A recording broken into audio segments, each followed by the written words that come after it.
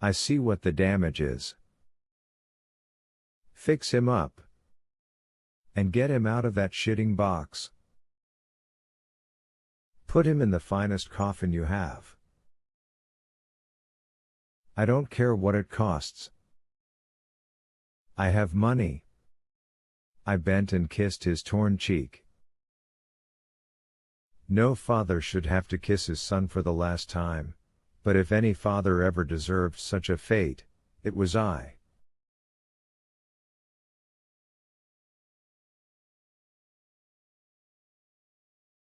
Shannon and Henry were both buried out of the Hemmingford Glory of God Methodist Church, Shannon on the 22nd and Henry on Christmas Eve.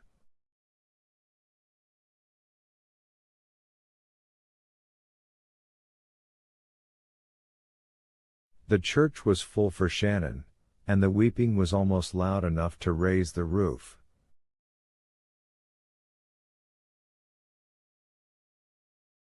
I know, because I was there, at least for a little while. I stood in the back, unnoticed, then slunk out halfway through Reverend Thursby's eulogy.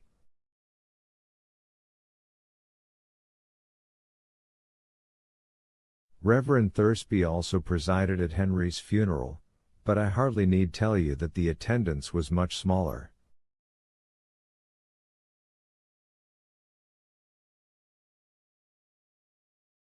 Thursby saw only one, but there was another.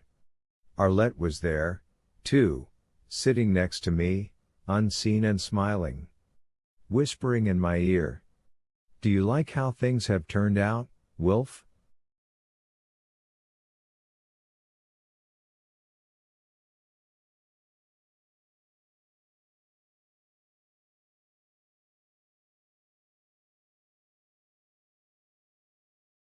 Was it worth it?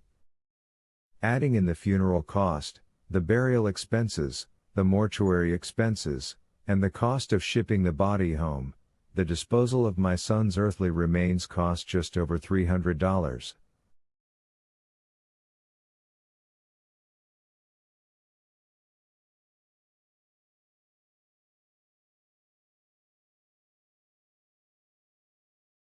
I paid out of the mortgage money. What else did I have? When the funeral was finished, I went home to an empty house. But first I bought a fresh bottle of whiskey. 1922 had one more trick left in its bag. The day after Christmas, a huge blizzard roared out of the Rockies, socking us with a foot of snow and gale-force winds.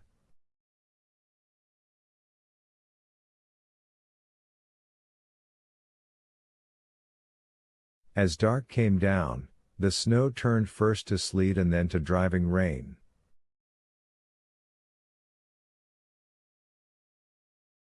Around midnight, as I sat in the darkened parlor, doctoring my bellowing stump with little sips of whiskey, a grinding, rending sound came from the back of the house. It was the roof coming down on that side, the part I'd taken out the mortgage, at least in part, to fix. I toasted it with my glass, then had another sip.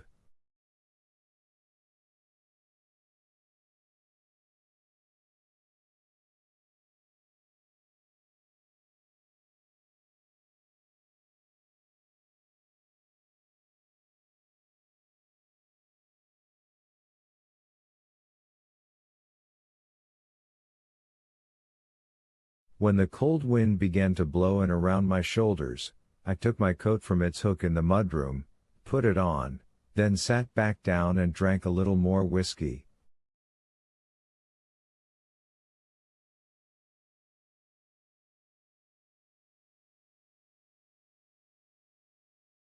At some point I dozed. Another of those grinding crashes woke me around 3 o'clock. This time it was the front half of the barn that had collapsed. Eloise survived yet again, and the next night I took her into the house with me.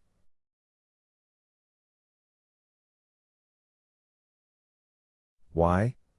You might ask me, and my answer would be, why not?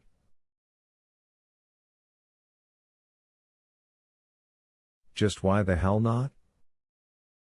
We were the survivors. We were the survivors. On Christmas morning, which I spent sipping whiskey in my cold sitting room, with my surviving cow for company, I counted what was left of the mortgage money, and realized it would not begin to cover the damage done by the storm.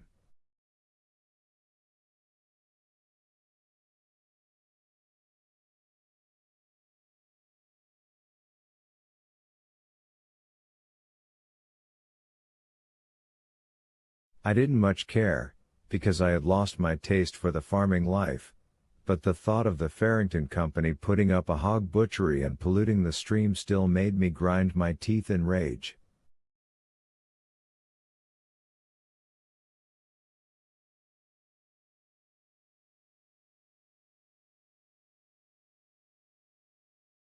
Especially after the high cost I had paid for keeping those triple goddamned 100 acres out of the company's hands.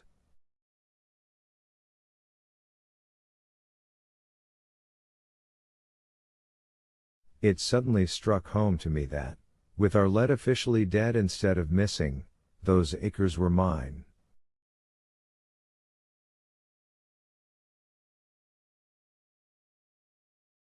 So 2 days later I swallowed my pride and went to see Harlan Cottery. The man who answered my knock had fared better than I, but that year's shocks had taken their toll, just the same.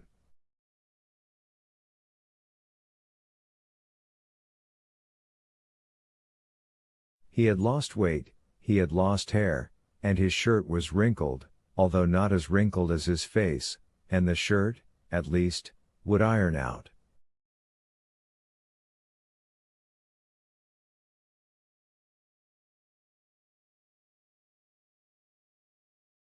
He looked 65 instead of 45. "Don't hit me," I said when I saw him ball his fists. "Hear me out. I wouldn't hit a man with only one hand," he said, "but I'll thank you to keep it short."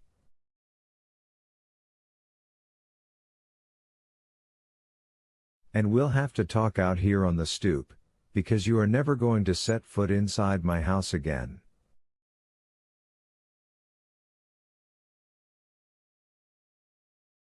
"That's fine," I said. I had lost weight myself, plenty, and I was shivering, but the cold air felt good on my stump, and on the invisible hand that still seemed to exist below it.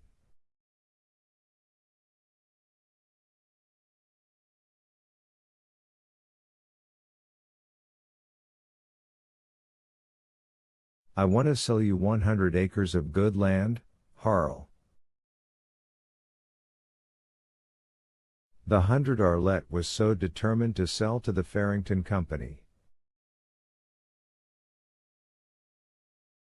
He smiled at that, and his eyes sparkled in their new deep hollows. "Fallen on hard times, haven't you? Half your house and half your barn caved in.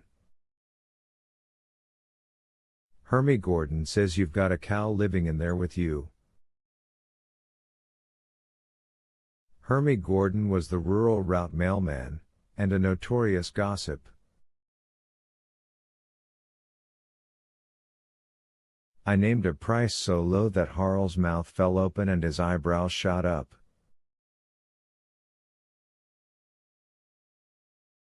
It was then that I noticed a smell wafting out of the neat and well-appointed Cottery farmhouse that seemed entirely alien to that place: burnt fried food.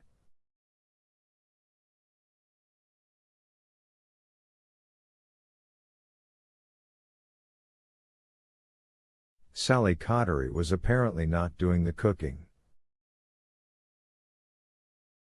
Once I might have been interested in such a thing, but that time had passed. All I cared about right then was getting shed of the 100 acres. It only seemed right to sell them cheap, since they had cost me so dear,